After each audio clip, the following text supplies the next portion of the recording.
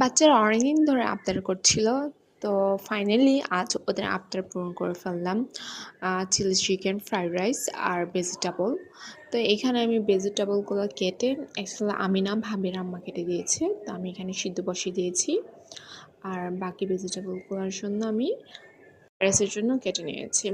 তো এখানে আমি 3টা ডিম স্ক্রাম্বল করে নিয়েছি হালকা তেল দিয়ে। তারপর বাটার আর তেল মিশিয়ে আমি ভেজিটেবলগুলো ভেজে নিব।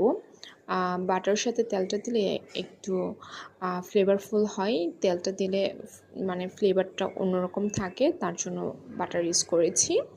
তো তারপর তেলটা গরম হয়ে আসার পর পেঁয়াজের কুচি আর একটু রসুন কুচি দিয়ে দিয়েছি। তারপর হালকা ভেজে তারপর ভেজিটেবলগুলো দিয়ে আমি হালকা লবণ দিব পরিমাণ মতন, দিয়ে আমি একটু ভেজে নেব।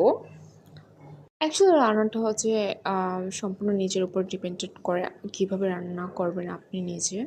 তো আমি সম্পূর্ণ আমার নিজের মতন রান্না করি। আমার বাচ্চারা আমার হাতে রান্না, আমি যেভাবে রান্না করি ওরা অনেক পছন্দ করে, তার জন্য আমি রান্না করি। আর কি রান্না করছি, কীভাবে রান্না করছি জাস্ট আপনাদের সাথে শেয়ার করছি। আমি প্রফেশনাল শেফ না। তো এখানে আমার সবজিগুলো হওয়ার পর আমি ডিমটা অ্যাড করে দিয়েছি।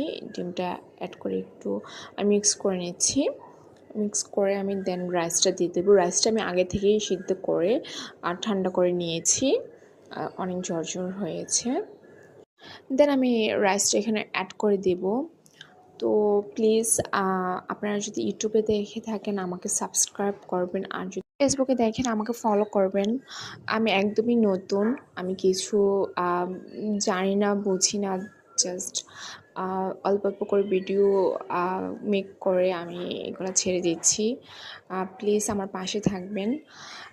এই তো আমি আবার ভেজিটেবলটা রান্না করে নিয়েছি। আমি এখানে একটা ভুল করেছি যে বলে গুঁড়া মরিচটা অ্যাড করে দিয়েছি, যার কারণে আমার কালারটা অন্যরকম চলে আসছে।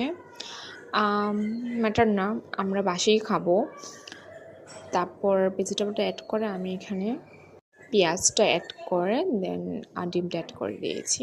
কিন্তু আলহামদুলিল্লাহ যেভাবে রান্না করেছে আমার বাচ্চারা অনেক মজা করে খেয়েছে। লাস্টে কর্নফ্লাওয়ার পানি দিয়ে গুলে দিয়ে দিলাম। দেন এই তো কমপ্লিট হয়ে গিয়েছে ভেজিটেবল। আমার কালারটা কেমন হয়ে গেল, আমার খুব খারাপ লাগছিল যে এত কষ্ট করে রান্না করলাম, কালারটার জন্য দেখতে কেমন লাগছে। তো এখানে আমি চিলি চিকেনটা বসিয়ে দিয়েছি। আমি ফুল ভিডিও করতে পারিনি, তো জাস্ট শেয়ার করছি। এই তো আমার ফাইনাল লুক। আর দেখতে মোটামুটি খারাপ